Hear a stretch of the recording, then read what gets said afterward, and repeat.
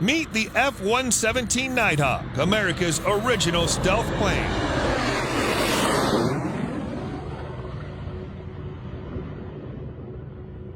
The F-117 Nighthawk, America's original stealth plane with a deeply sinister appearance, is an example of a weapon system designed around the limitations imposed by a promising new technology. The Nighthawk was revolutionary when it entered service in 1983, not that many could appreciate that, as the plane was kept secret from the public for 5 years. When Lockheed rolled out the first two prototypes in 1977, the angular aircraft looked like nothing that had ever been seen before or since. Later stealth designs, such as the B-2 Spirit and the F-35, feature curved surfaces. However, the F-117 was designed before there were advanced computers with the calculating power to produce such curved surfaces. Thus, the F-117, alone among stealth aircraft, is distinguished by its faceted two-dimensional design. The constraints this imposed meant the design was aerodynamically unstable and required sophisticated flight computers combined with quadruple redundant fly-by-wire controls to compensate and keep the aircraft in a flyable state. The Blue prototypes earned the nickname Wobbly Goblins, and both crashed during the testing process. The Air Force was nonetheless encouraged by their effectiveness at evading radar detection and gave the go-ahead to produce a production aircraft designated the F-117. The use of a model number over 100 was an anachronism, and for years, the public assumed the top-secret stealth fighter to be designated F-19. For this reason, you can find 1980s-era F-19 model kits, toys, and even a computer game. The first F-117A rolled off the production line in 1981. In all, 64 were built through 1990, including 5 YF-117 prototypes at a program cost of $111 million per plane. The production aircraft's handling was reportedly more forgiving than its predecessors. In addition to its reflective surfaces, the Nighthawk sported other design features now standard in stealth aircraft, including the use of radar-absorbent iron ball paint magnetically charged so as to reduce the reflection of electromagnetic waves. The F-117's slit-shaped exhaust ports for its F-404 turbofan engines minimized the infrared signature of the exhaust. Communication antennas could be retracted to reduce radar signature, while its weapons, all 2 of them, were stowed in an internal bomb bay. The Nighthawk carried no radar because the radars of the time were easily detected. Obviously, the F-117 wasn't invisible to the eye, so it was painted black and then flown exclusively at night. Despite the F designation for fighter, the F-117 was purely a ground attack plane without any capability to engage other aircraft in combat. Its maximum speed of 623 miles per hour meant it was slightly slower than a B-52 bomber. Its range of 1,070 miles meant that it relied upon aerial refueling, not always an easy thing to arrange for a stealth aircraft at night. It was the first airplane designed and built as a low-observable, stable, and therefore precise platform, said Yancey Mayles, director of the History and Museums Program for Air Force Materiel Command at Wright-Patterson Air Force Base, Ohio, and a former F-117 maintainer. It was the marriage of the GBU-27 to the F-117 that had a laser designator in its nose that made it such a precise, deadly platform, Mayles said. It was best demonstrated during Operation Desert Storm, when pilots snuck into Iraq and dropped weapons down the elevator shaft of a central communications building in Iraq. The Nighthawk's internal weapons bays constrained it to carrying just 2 bombs, though to make up for that, they were generally enormous, precision-guided 2,000-pound laser-guided bombs. Given these parameters, the Nighthawk had a very specific mission: to fly unseen into the heart of enemy air defenses and take out critical targets.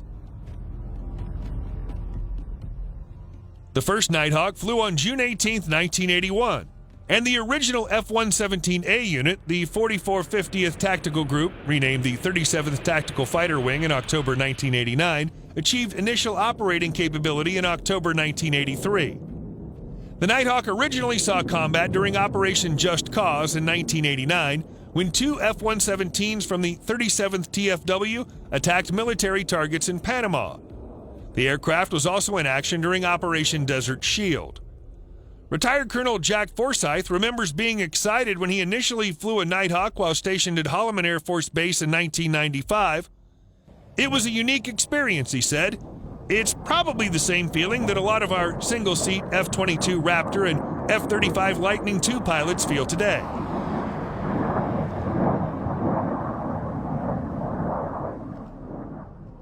After 25 years of service, the Nighthawk retired on April 22, 2008. Forsyth led the four-ship formation to Palmdale, California, where Lockheed Martin staff said their farewells.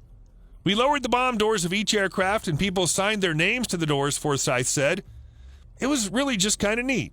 They had designed it, built it, and maintained it for these 25 years, so it really hit home. The industry and Air Force partnership that made Nighthawk great. I think the four of us were just really struck by that and had some really good memories of that flight." The American flag was painted on the entire underside of his F-117 by the maintainers to help celebrate American air power. "I think we all recognized that this was something historic," he said. "We retired an airplane that people still reference today. We really understood that, so it was a sentimental flight to say the least. It was a great weapon system, very stable and easy to fly. It's still a memorable experience." The Nighthawk was officially retired in a ceremony in August 2008 after 25 years of operational service. Why? Because of the entry into service of the F-22 Raptor, a stealth fighter that really is a fighter and can also carry weapons for ground attack. The Nighthawk's radar cross-section is generally given as 0.001 cubic meters, excellent compared to the 5 to 10 cubic meters of a conventional jet fighter. Nonetheless, the Raptor's cross-section is believed to be 10 times better at 0.0001 meters squared. Given the continual improvements made to both low and high bandwidth radars in order to counter stealth fighters, minimizing the cross-section is vital.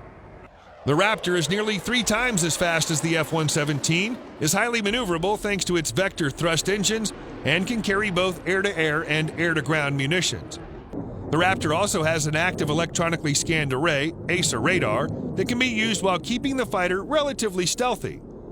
Moreover, the Raptor is less expensive to operate than the Nighthawk, which required more extensive repainting with radar-absorbent coatings.